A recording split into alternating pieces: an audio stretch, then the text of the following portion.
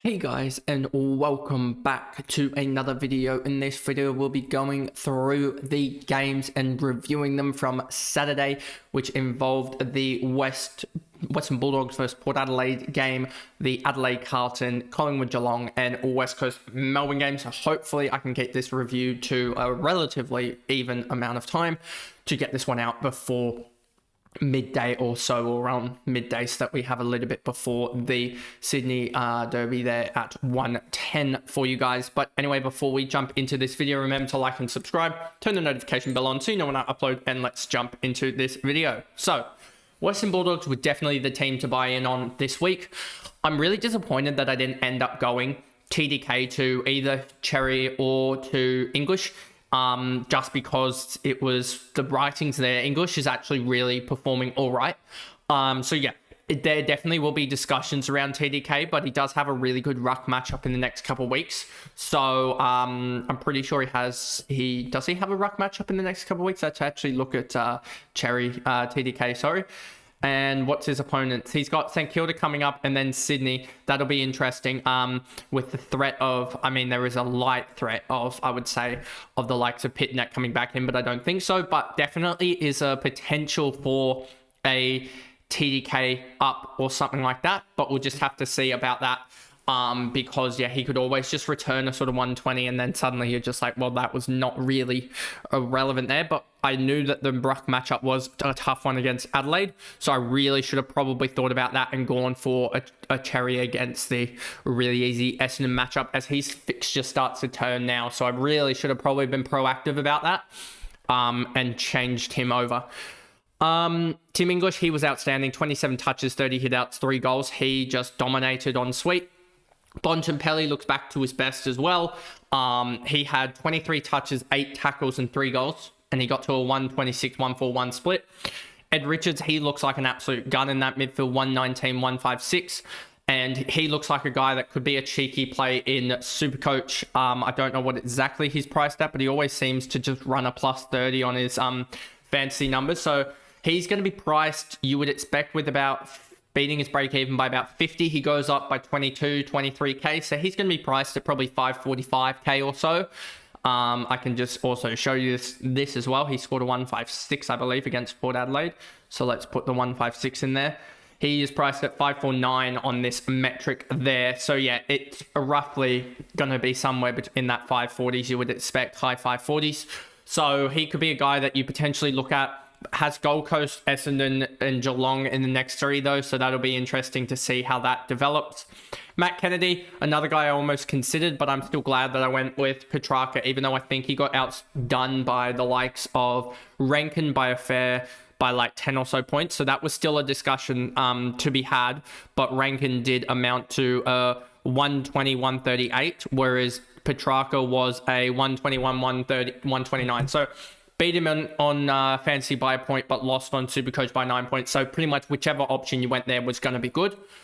And I'll probably grab the other one. I'll grab Rankin this week anyway, if I don't decide to go down the ruck outlook there. But yeah, Kennedy was definitely a guy I did consider. Bailey Dale came back really strong this week. He was at 100% for the whole first quarter, I swear, and then started to have a couple of bad kicks, but in the end ran out 31 touches, 4 marks for a 98-124 split, so an absolute massive game from him.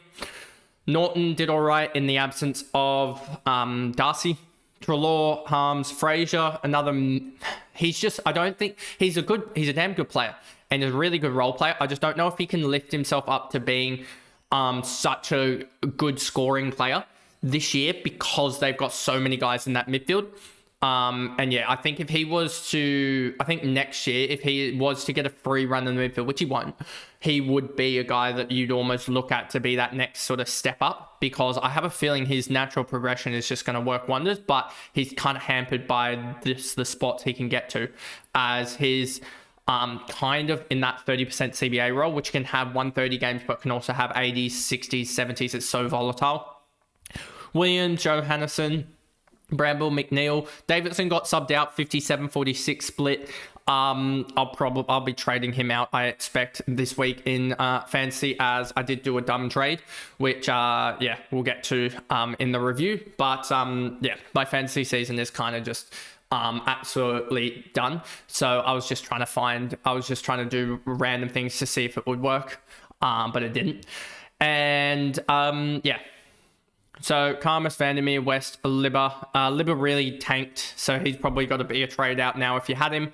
Sanders, I'm glad that I traded him out in fantasy as well. So it's kind of like my best scenario was the Sanders and Davidson probably trade out, but I also needed to trade out Oliver as well because he was out. So it's kind of just like I chose the cheapest one to hold, I guess, and that was Davidson, and that was the better option there. I just didn't get to the right trade in.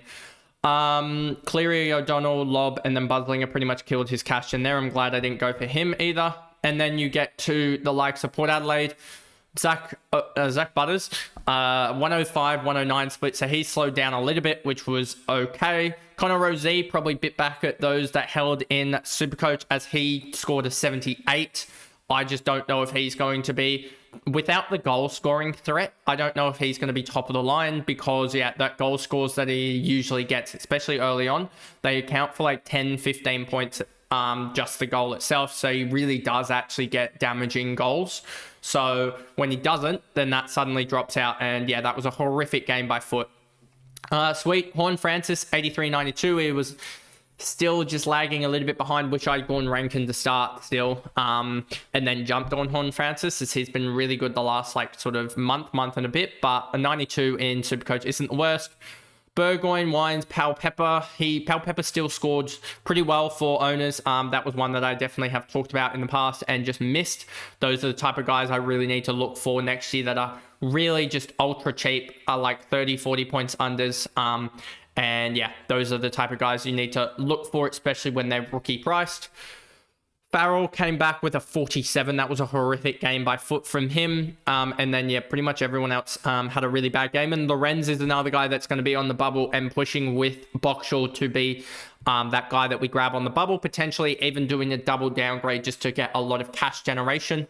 Especially if Lorenz and Boxall can cement their place in the side, because if they can, then you're going to want that more over Clay Hall and Gross and Camporelli and stuff like that. So you can really start the cash generation up again with them, and that'll be a lot better for sides.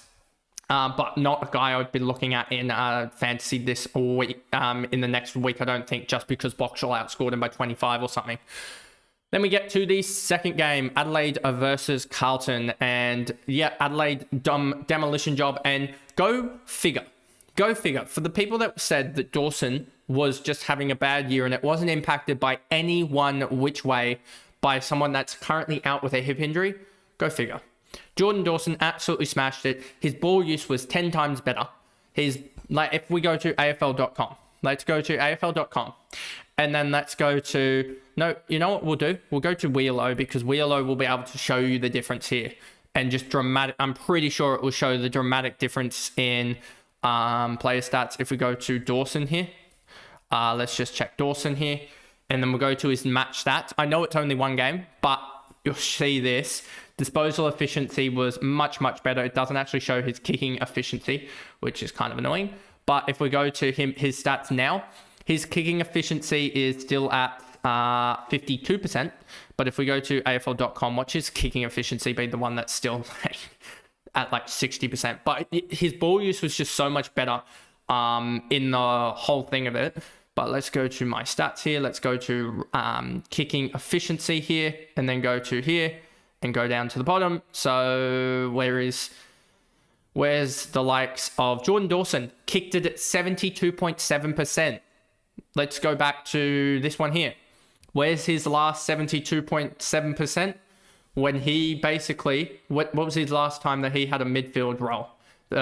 He started as a midfielder. 2023 was when he started as a midfielder, and his kicking efficiency was 65%. And he's just gone and had a game of 72% kicking efficiency. And then also his handball efficiency was up there as well. So yeah, take of it what you will. But his kicking efficiency was so much better. And his, does it have handball efficiency in here as well? I don't think it does. But yeah, his handballs you would be able to see as well. If we go to effective kicks, you'll have, he had in the end 8 effective kicks out of 11, I'm pretty sure.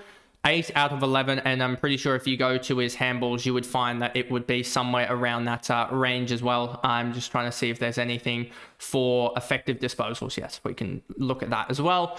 So he had also 11 effective handballs out of 11. So that just shows his efficiency is there, whereas it wasn't there in the past. So yeah, he just came back to his best, and it was because someone was out of the midfield, and suddenly they had someone else in the midfield by name of Peatling, I'm pretty sure. If we go to, let's actually go to DFS and show you their midfield mix-up, because it looked so much better.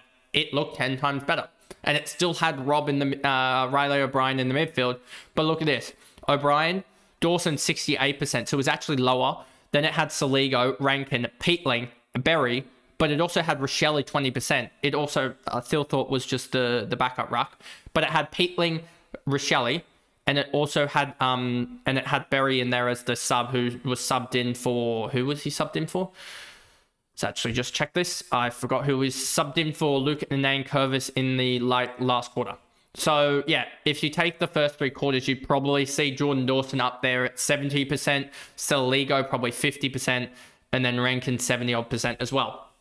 And then they would have had Rochelle in there as well at points. So it just shows to me that it's blatantly obvious that they need a quicker midfield. And that's what they got out of Rochelle. That's what they got out of Peatling rather than a Crouch. And if you actually look at the last quarter, I'm pretty sure I'm right in saying this. They would have, 2 goals to 3 goals 4. So they did win the last little bit when the likes of Berry came on, but it wasn't as dramatic as the other quarters. So Jordan Dawson, now he's in M1 conversations for the next month until Matt Crouch comes back. But let's hope he continues on. Rankin, as I said, with the comparison with Petrarca, which we'll get to anyway later, he was magnificent. 29 touches, 2 goals, 2. Max McElhaney had a really good game as well. Missed 2 shots. I know that they were showing that he had kicked 1 goal in his career. They showed that graphic a couple times as he went to have some set shots. Rory Laird, 98. Wayne Miller had a good game. Peatling had a really good game as well, 88, 109. This is what we were hoping for in preseason, but they chucked us Matt Crouch. Worrell, Rochelle had a really good game in the midfield as well, somewhat midfield role. This is the type of role you really want him in. 19 touches, 2 goals, 2, but a very, very damaging role as well. If we just go to the player stats and then the player ratings, you'll find that Rochelle was at a 13.3, which is top, 3, 6, 7th on the ground. 7th on the ground for player rating, and it just felt like he was having more impact than probably even that said. Neil Bullen, I thought, had a really good game as well. 18 touches, 2 goals, not relevant. None of these guys are really relevant other than Dawson when Crouch is in there and Rankin.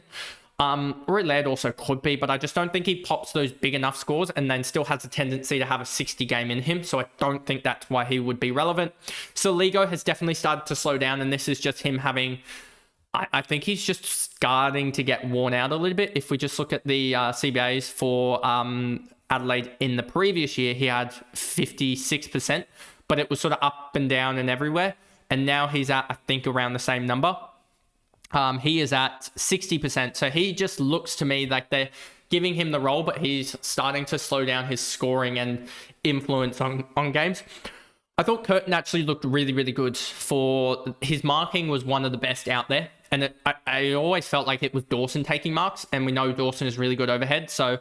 but that's what it looked like when Curtin was there. He has a similar action, both being a left footer. So yeah, they take marks very, very similarly. Darcy Fogarty, Keys, Thilthorpe, Keane, Berry Butts, and then Curvis. And we go quickly over to Carlton, and there's not much to be said here. Paddy Cripps had an alright game. Ollie Hollands butchered the ball. Adam Chera had a really low game for him, just not being impactful. 82-82, so that's just alright, I guess. Haynes, Kerno, Walsh, Sard, Young, Hewitt had a 71-103. For those that bought in fantasy, you probably don't like that return. And then SuperCoach, you're kind of happy about. We're kind of just like, it doesn't matter. In the long run, he got to the 100 in the end. McGovern, TDK had a really bad performance, just a poor performance by Foot as well. If he'd not had so many of those just ineffective touches, he probably ends up on a 90 score, and a 90 isn't as bad, but the 80 kind of kills with Marshall, Cherry, Who else has gone large? Gone, obviously. English. You've got 4 or 5 ruckmen that have gone over like 130, 140. That just really, I mean, Marshall went 112, but you've had 3 other rucks or whatever go above 140. And that kind of just annoyed TDK owners. And then Carroll with the 32-37 just couldn't get involved. 7 touches for him. And the cash gen looks pretty much dead there. So potential to jump out of him in the short run here after a week or two of cash generation. He's going to make 80k or so, you would expect. But yeah, he looks pretty much, I would say, not cooked after that. But it's going to be, his cash generation is going to be definitely a lot slower now. 23 break even and a 179k, 180k or so. So yeah, definitely will jump up. Probably you would expect about... Oh, he's probably going to be 180k or so, you would expect, with a 37, given his projected 47 gets him up 33k. I'm just going to double check with the magic number that for just a quick second here. 28 plus 47 is 75. 33.4 divided by 75 is still 0.445 per break-even point. So if we times that by 10, so he's going to minus 33.4, he's going to go up a projected probably 28.9k. And then let me just do this quickly. So I project him to be 181k. 181k pretty much flat. I don't know what Scoops has him at, but yeah, 181k with the break-even I would expect probably about 20. So he's going to need a big performance to bounce back, but hopefully he can do that. And then that's pretty much it for the second game of the round. Then we get to Collingwood Geelong, which I'll try and power through this one. Darcy Cameron as well, another ruck that went huge, and you could have probably gone to him over TDK. I don't know about his run next week, but yeah, he definitely, against the non-ruck of, was it Stanley got subbed out very, very early, and then you had Polikarv's rucking, De Koning did a little bit of rucking, Neil did some rucking, Jeremy Cameron did some rucking, and then also Dangerfield did. So they kind of just mix and match to get through. So Darcy Cameron dominated the game, 23 touches, 38 hitouts, and a goal. Pendles as well, another massive performance from him. He just keeps on producing. I don't even know what he's priced at, but yeah, he just keeps on producing. But there's always that worry with Pendles of just being sub, and then that just killing off his cash generation. Or not cash generation, but his scoring. But he's still averaging 82 on the year. And if you take out that sub game, it's 5-5-3 in 6 games. Is that 1, 2, 3, 4, 5, 6, 7? Yeah, 5-5-3 in 6 games, which is an average of 90 or so. So yeah, he's a guy that outside of these 2 performances here, he's gone and put 493 in the last 5 weeks, which is a pretty decent return, I'd say. Plus also that doesn't account the sort of 120 that he just put up as well. So he's sitting at roughly about... what's that, 610 in the last 6 weeks. So he's averaging like 105. I just wouldn't go there. So there's that. Then you've got Josh Dacos, did all right. Schultz, side bottom. Nick Dacos, 92.89. Didn't even really get, I mean, he got some attention, but yeah, it did all right. He just wasn't impactful as much on the game. 1 goal, 28 touches, not really non-disposal work to get himself up there. And just a negative SuperCoach split's not the best. Ned Long, 83.94 for those that have him as well. He did really well in the SuperCoach with a 94. That's, you want that over, like, especially because you probably did it instead of like a Lindsay and you gained 40 odd points there. Houston, not the best from him either. Myercheck, 4 goals, 3 from him for 84. Perryman got 100 there, so he did all right as well. Don't know exactly what his role was. I was out with some mates, so I saw it on. I was watching the game slightly while I was talking with people. Just at a bar, so I didn't really watch this game closely, but I can sort of track what was going on. Crisp had the game on his boot. Yeah, I came home for the last quarter, so I saw the Crisp shot at the end and ended up 15 touches, but yeah, just not relevant. And then Cox subbed out. DeGoey has looked really bad, and there's some talk that he potentially could get a run in the VFL just to get him back into form. But that's probably not going to happen. Bobby Hill had quite a few free kicks that were, I would say, iffy. Definitely the tripping one was very 50-50, just where it ended up. Because, yeah, some part of it was below the knee, but some part of it was on the knee. And it was still, he did started around the, what was it, hip high or so. So, yeah, it was a very contentious decision there. McCreary and then Hoskin Elliott came on late on. Then for Geelong, Bailey Smith just keeps on producing. Paddy Dangerfield is an absolute gun, and you just wish that you had him in your side because he still runs through pack like he's 18 years old. Sean Manor, 83, 113, 2 goals. He is just producing another great pickup from Geelong back in the 24 draft. Max Holmes not producing to the level to be fantasy or Supercoach irrelevant at the moment, but he is dropping fast. So if he can turn it around, he's definitely one that could be considered. 159 break even, and with the 94 you'd expect that to drop by a good, he's going to be in the 400Ks, 497, somewhere around that range. So yeah, he's going to be in the 400Ks, which will be kind of amazing. Yeah, you can even see it there that yeah, he's probably 495, 494. So yeah, interesting that he's below the 500K barrier. Duncan had one game and probably straight back out for Stewart when he recovers. Bose, Blickards, DeConing, Ollie Dempsey had a pretty good game as well. Kicked the go-ahead, I think, or one of the go-aheads. Probably the go-ahead in which Collingwood didn't actually get in front from. So yeah, he had a decent game. Cameron had not the greatest game. Humphreys, and then Wiltshire, the rookie, 40-44, came on really early, but still massive sub risk, as he had to, as he probably will start in the sub, but he also had to come on early because Stanley got injured. I didn't actually see the injury there for Stanley. Then we get to the last game of the recap here. Marek went off in the West Coast versus Melbourne game with a 109-131. I mean, he doesn't impact winning, but he's just, as I say with a lot of other players, he just gets points, and that's all that you kind of need. Jack Graham, 99.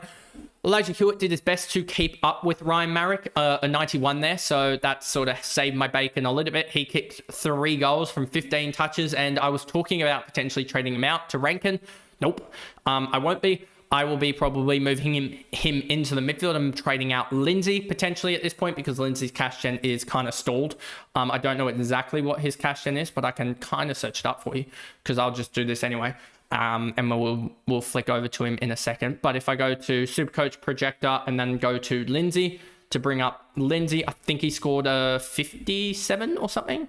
A 57. So yeah, he probably will have a little bit of cash gen, but not too much, I would think. If we were to say that that was an 80 and then that's another 80 there. So yeah, he's still got some cash generation. I just need someone to get Rankin too, or someone to get up to Rankin. So it will be interesting to see the route I go down. But he's definitely a guy that I could just drop because Levi probably, or just straight from Levi. So one of these two, Levi or Lindsay, will probably be the guy that I go to Rankin from. We'll just have to see. As he was out, Hewitt was outstanding enough to get another game, as his cash generation is going to be there. As we just check here with Elijah Hewitt, he scored a 91, so he is projected to go up 58k. So he's projected to go up 58k, and then if he scores another sort of 70 and then another 70 after that, if we just go here, 70, and he goes up from 220k to 336k if he just goes after the 91 or 70. So yeah, he's just going to make cash. Waterman, Duggan, Hutchinson, Matt Flynn had a really bad display, but he was up against a firing midfield as well as Max Gawn, most in-form ruckman. And Max Gawn's probably going through a patch of 3-4 weeks that we haven't really seen before.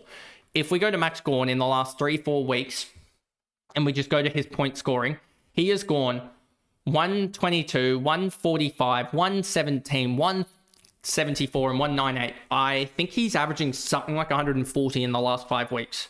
122 plus 145 plus 117 plus 174 plus 198 equals 756, I believe, in the last 5 weeks. Divide that by 5. That is a 151 average in the last 5 weeks.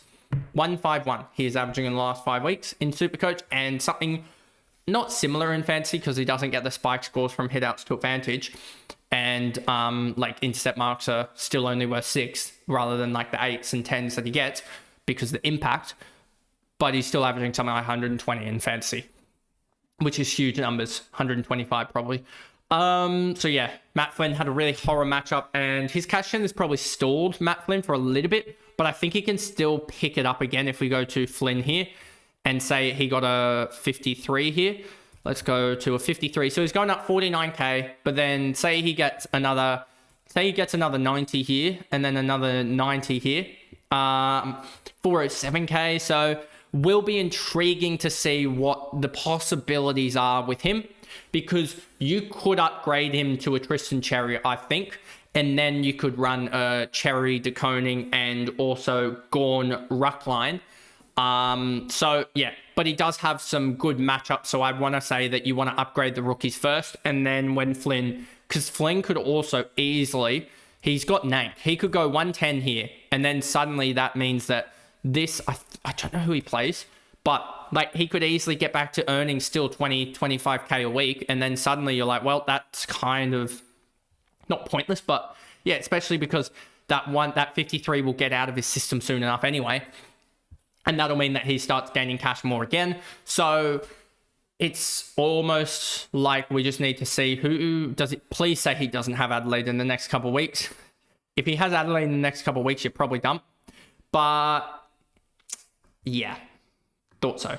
I just had this sneaky suspicion he had Adelaide in a couple of weeks. But he does have Richmond and St Kilda. So you can potentially look at English or Cherry in that round as well, but then you'd have two guys on the bye, so that's an interesting conundrum.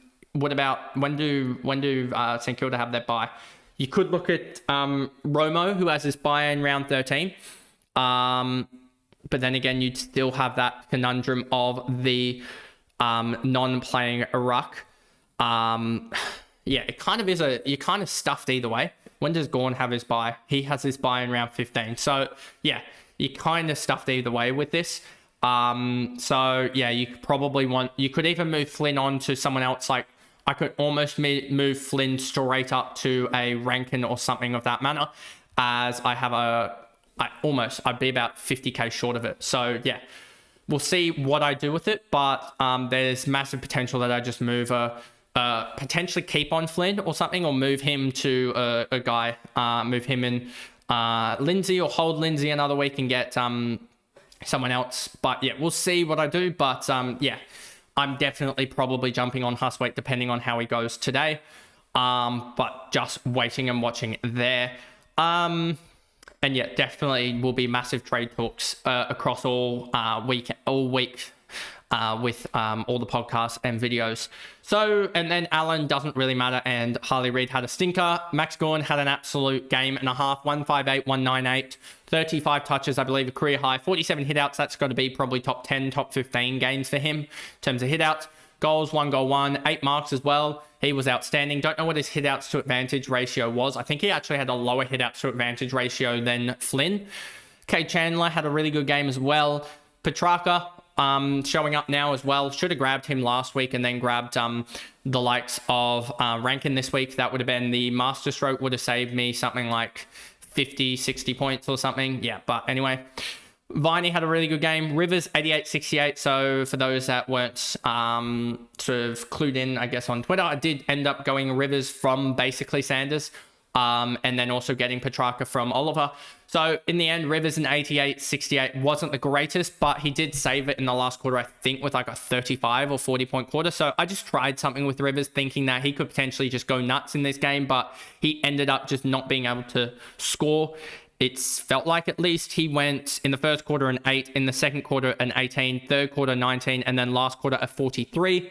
So yeah, not the best, but if he could have cleaned up the first couple quarters there and he ends up on like 100, then that looks like an all right trade in. But we'll see how it goes in the coming weeks, as if he can turn it around and go 100, 100, 100, then it doesn't look like the worst trade in. Daniel Turner had a really good game as well. Caleb Windsor, pretty good game. Harvey Langford, another really good game from him as well. He's looking like the one of the front runners for the Rising Star, if not the front runner himself. Piggott had a really slow game. Bowie slowed down as well, so glad I almost went Bowie as well, which would have been worse than Rivers, which at least that's a mini win. Tholstrup, all right. Tom McDonald, 57, 73. Spargo with an all right game. And then Lindsay with the 33, 56. So, yeah, not the greatest game from him. And that's pretty much it from the Saturday games itself. I hope you guys enjoyed that recap of it. And yeah, it's going to look like a really big round across both platforms, especially SuperCoach. It feels like 25.50 is about par at this point heading into the Sunday. But obviously there could be some chaos with the games that we have at hand. If one of the primos does score a stinker, then suddenly you drop 50 points or something like that.